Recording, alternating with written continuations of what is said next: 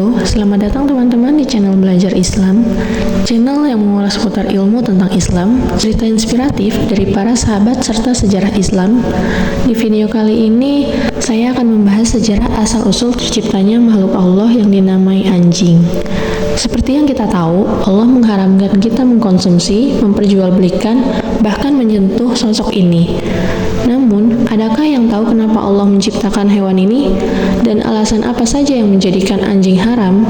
Maka dari itu, kita akan membahas tentang makhluk Allah yang satu ini.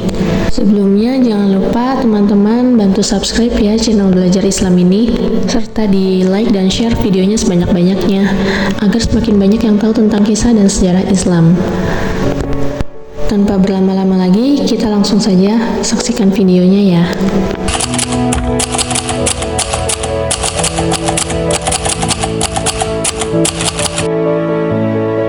Pada awal masa penciptaan Nabi Adam, yang mana pada saat itu baru berupa seonggok tanah liat yang sudah berbentuk wujud manusia tetapi belum ditiupkan ruh di dalamnya. Saat itu iblis yang masih tinggal di surga menyadari bahwa makhluk yang akan Allah ciptakan akan mengalahkan derajat kemuliaannya di langit. Hatinya pun dipenuhi rasa dengki karena merasa dirinya disaingi dan merasa dirinya sudah paling tinggi. Iblis pun akhirnya mendekati sosok tubuh itu. Iblis pun meludah ke arah tubuh itu dan meludahnya jatuh di atas perut tubuh itu. Allah pun marah kepada iblis atas kelakuannya dan Allah pun mengeluarkan iblis dari surga. Namun ketika itu, murka Allah hanya sebagian, sedangkan murka Allah nantinya ditujukan pada iblis. Ketika ia tidak mau disuruh sujud kepada Nabi Adam dikarenakan keangkuhannya. Bukannya merasa bersalah, iblis malah menumpuk kebencian kepada Adam. Dengan kebenciannya, iblis menghasut kuda agar mencelakai Nabi Adam.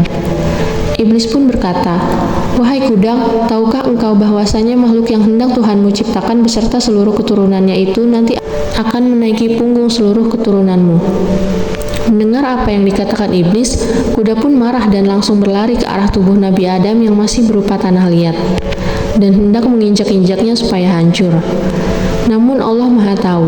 Allah pun mencongkel bagian tubuh Nabi Adam yang terkena ludah iblis dulu dan merubah wujudnya menjadi sosok seekor anjing. Sehingga anjing itu langsung mengusir kuda yang hendak menginjak-injak tubuh Nabi Adam. Kuda tadi pun pergi. Dari situlah asal-usul munculnya anjing, yang merupakan bagian dari tubuh Nabi Adam hingga bagian tubuh itu kita sebut sebagai pusar. Yang jadi pertanyaan adalah, kenapa air liur anjing menjadi haram? Selain alasan ilmiah yang menjelaskan tentang banyaknya bakteri di liur anjing, alasan syariat Islam yang menjadikan air liur anjing haram adalah karena tercampur dengan ludah iblis. Air liurnya dianggap najis dalam ajaran Islam.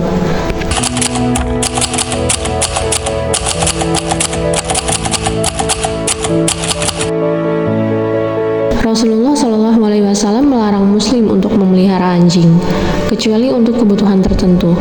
Hal ini didasarkan dari hadis yang dikisahkan dari Abu Hurairah radhiyallahu anhu.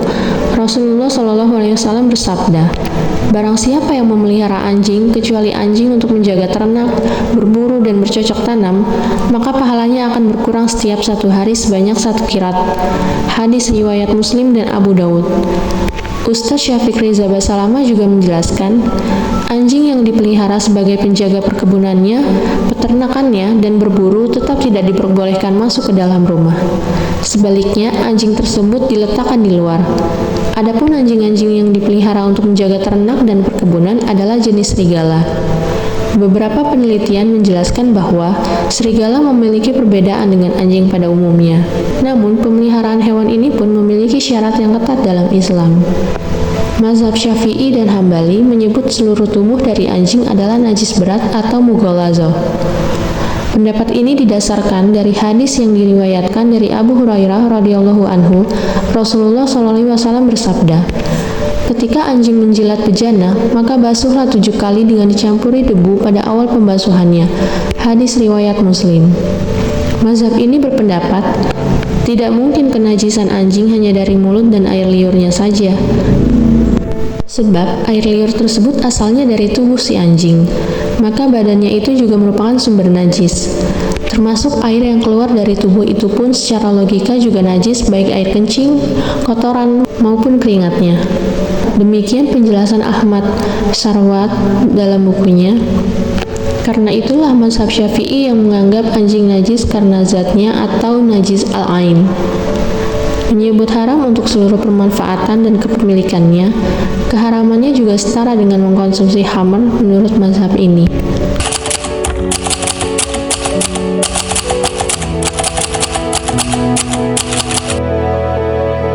Rasulullah SAW dalam hadisnya pernah mengisahkan seorang pelacur dari kalangan Bani Israel yang masuk surga karena amalannya. Amalan yang dilakukannya adalah menolong seekor anjing kala hewan tersebut kehausan. Dikisahkan dari Rasulullah SAW pada para sahabatnya, pelacur tersebut tengah berjalan di tengah terik matahari yang menyengat. Selama perjalanan, tiba-tiba wanita itu melihat seekor anjing yang tengah menjulurkan lidah. Tidak berhenti sampai di situ, anjing tersebut juga terlihat tengah mengitari sumur berisi air di dekatnya. Usut punya usut, ternyata hewan yang dilihat oleh si pelacur itu tengah kehausan. Hatinya seakan luluh dan merasa iba. Pelacur itu pun kemudian menolong anjing kehausan tersebut dengan sepatu kulit yang tengah dikenakannya. Lantas sepatu kulit tersebut diisinya dengan air. Wanita itu lalu menanggalkan sepatunya kemudian mengambil air itu kepadanya. Bunyi kisah dari kitab Al-Anbiya yang diterjemahkan Imam Nawawi dalam Riyadhus Shalihin 1 dan 2. Setelahnya, menurut keterangan hadis, perbuatan wanita itu pun diampuni dan diberi ganjaran surga. Imam Bukhari dalam sebuah riwayat berpendapat, kisah tersebut sebagai bentuk ungkapan terima kasih dari Allah SWT kepada sang wanita. Kemudian Allah SWT memberikan pengampunan padanya dan memasukkannya ke dalam surga.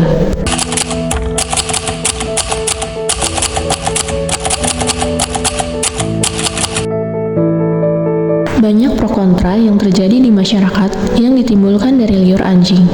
Pasalnya, kebiasaan anjing ini yang menjilati segala sesuatu apalagi pemiliknya, diartikan sebagai rasa peduli terhadap pemiliknya. Namun, banyak juga penelitian yang membuktikan akan bahaya dari liur anjing. Terlepas dari aturan baku dalam Islam bahwa liur anjing haram, di sini saya akan membahas kenapa liur anjing berbahaya dari sudut pandang ilmiah. Yang pertama, infeksi bakteri merupakan salah satu kondisi yang paling sering terjadi akibat terkena air liur anjing. Sebab, dalam air liur dan mulut anjing terdapat banyak bakteri yang berbahaya bagi manusia. Salah satunya adalah bakteri Capnocytophaga. Capnocytophaga adalah salah satu bakteri yang umum dijumpai pada mulut anjing dan kucing. Orang yang memiliki kekebalan tubuh yang lemah, seperti pada pengidap HIV/AIDS, pecandu alkohol, atau yang sudah menjalani pengangkatan limfa, lebih rentan terkena infeksi akibat bakteri ini. Yang kedua, infeksi parasit akibat dijilat anjing memang cukup jarang, tapi bukannya tidak mungkin. Dilansir dari New York Times, mengatakan bahwa ada sebanyak 20 juta hingga 30 juta telur cacing gelang di saluran anjing. Cacing tambang dan cacing gelang ditularkan dari salah satu anjing ke anjing lainnya. Ketika mereka menelan feses ataupun menjilat anus satu sama lain, nah ketika Anda dijilat anjing, lidahnya mungkin saja masih mengandung sisa-sisa feses berisi parasit ini dan berpindah ke Anda. Tidak ada salahnya memanjakan hewan peliharaan kesayangan. Dengan catatan, Anda harus rajin-rajin menjaga kebersihan setelah bermain dan berinteraksi dengan mereka. Jadi setelah Anda puas bermain-main dengan anjing peliharaan, segera cuci tangan dan mencuci area-area yang dijilat dengan sabun dan air mengalir. Saran ini berlaku untuk keyakinan selain agama Islam. Bagi penganut agama Islam, haram tetaplah haram. Jadi lebih baik menjauhi apa yang dilarang oleh Allah SWT. Cerita di atas membuktikan bahwa seburuk apapun kita, insya Allah ketika masih ada kebaikan sekecil apapun itu akan membawa kita kepada pengampunan Allah. Serta jangan pernah memandang buruk apapun ciptaan Allah. Yakinlah, makhluk Allah apapun itu diciptakan dengan tujuan yang baik. Hal inilah yang menyebabkan kita harusnya selalu berbuat baik pada siapapun dan makhluk apapun. Demikian video kali ini, semoga kita bisa sama-sama belajar untuk saling mengasihi dan menyayangi atas semua ciptaan Allah. Sekali lagi, bagi kalian yang suka dengan channel ini, jangan lupa untuk di-like dan subscribe ya video channel Belajar Islam ini, dan di-share sebanyak-banyaknya. Akhir kata, saya ucapkan wassalamualaikum warahmatullahi wabarakatuh. Sampai jumpa di video selanjutnya ya.